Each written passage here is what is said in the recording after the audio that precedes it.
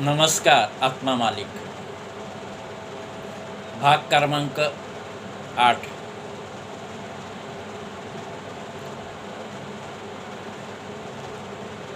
काही घरांमध्ये सासू आणि वाऱ्यांचे झगडे होत असतात.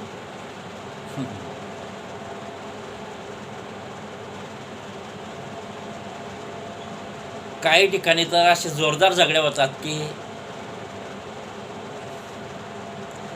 जेव्हा सासूनं वारीचं झगडं नवरा आवरायला जातो त्यावेळेस नवरा जेव्हा आवरतो त्यावेळेस बायको नवऱ्याला आईच्या अंगावर फेकते, आई नवऱ्याला बायकोच्या अंगावर फेकते. म्हणजे जसा चेंडू एकमेकाच्या अंगावर आपण फेकतो, झेलतो, त्याप्रमाणे ही परिस्थिती निर्माण. अशा काही घटना काही ठिकाणी घडतात. दुसरीकडे ज्या घरामध्ये नवरा सत्य असतो, कडक स्वभावाचा असतो, न्याय करणारा असतो, त्या घरामध्ये नवरा अशा झगड्यांना कंट्रोल करीत असतो. असे झगडे झाले तर नवरा दोघांनाही दंडित करीत असतो व शांत करण्याचा प्रयत्न करतो.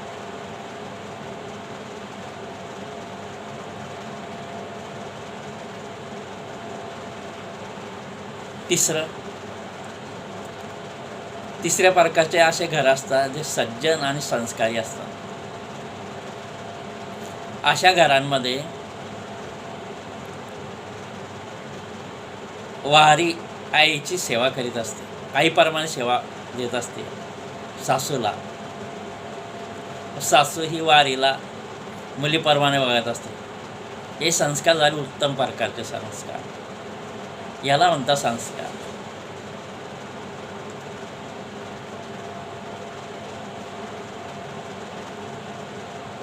ज्या आईवडिलांनी मुलीला योग्य संस्कार दिलेले असतात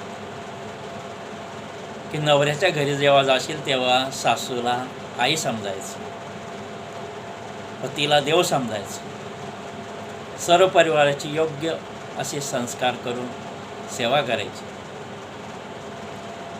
ते खरे आईवडील, ते खरे संस्कारी आईवडील.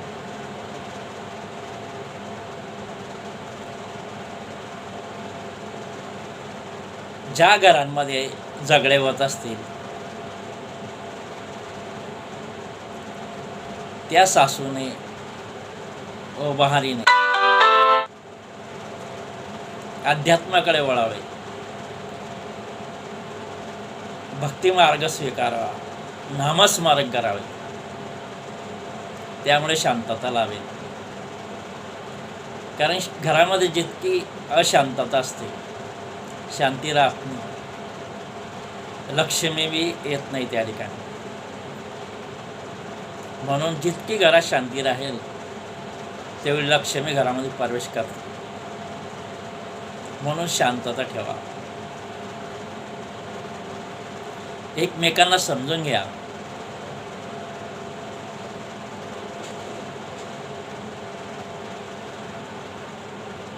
जर वारीचा स्वभाव विचित्र आहे किंवा झगडा करीत असते त्यावेळेस सासूने माघार घ्यावी, समजदारीपणा घ्यावा, उत्तर देऊ नये, शांतता ठेवावी. किंवा ज्या घरांमध्ये सासूचा स्वभाव कडक आहे, विचित्र आहे, म्हणजे झगडा करीत असते, त्या घरांमध्ये वारीने समजदारीपणा घ्यावा, शांतता घ्यावी, माघार घ्यावी. एका बाजूने माघार झाली तर शांतता राहील.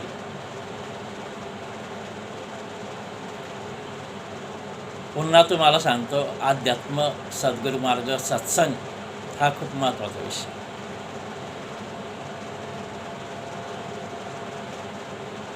प्रथम कर्तव्य तर आईवडिलांचंच असतं. त्यांनीच मुलांना मुलींना चांगले संस्कार द्यावे. घरामध्ये मुलगी संस्कार घेऊन जाते ते घर स्वर्गवत असतं. घराला स्वर्ग करण्यासाठी पत्नी जबाबदार आहे. पत्नीचे संस्कार चांगले असले तर घर स्वर्ग होतं. मुलंही आनंदात राहतात, संपूर्ण परिवार आनंदात राहतो.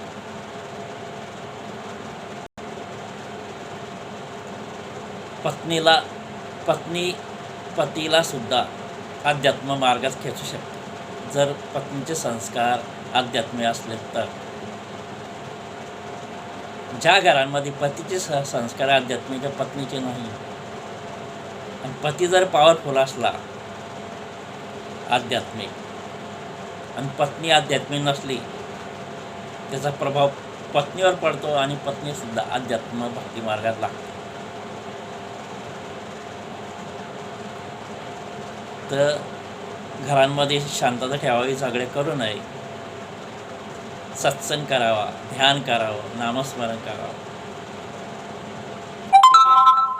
आत्मा मालिक सर्व परिवाराला हार्दिक शुभेच्छा. आनंदाने जगा. धन्यवाद.